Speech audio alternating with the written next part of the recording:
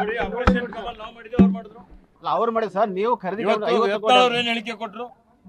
ಮಂತ್ರಿ ಆಗ್ಬೇಕು ಅಂದ್ರೆ 200 ಕೋಟಿ ಬಿಜೆಪಿ ವರಿಷ್ಠರಿಗೆ ಕೊಡಬೇಕು, ಮುಖ್ಯಮಂತ್ರಿ ಆಗ್ಬೇಕು ಅಂದ್ರೆ 2,500 ಕೋಟಿ ಕೊಡಬೇಕು. ಸಿಬಿಐ, ಇಡಿ ಇವರಿಗೆಲ್ಲ ಇನ್ಕಮ್ ಟ್ಯಾಕ್ಸ್ ತನಿಖೆ ಮಾಡಿ ಅಂತ ಕೇಳಿದ್ದೇವೆ ನಾವು. ತನಿಖೆ ಮಾಡಿದ್ರ? ವಿಧಾನಸಭೆಯಲ್ಲೇ ಚರ್ಚೆ ಆಯ್ತು, ಒಂದಾದ್ರೂ ಇವತ್ತು ತನಿಖೆ ಆಯ್ತಾ? ಆದೇಶ ಮಾಡಿದ್ರ ಬಿಜೆಪಿ ಅವರು?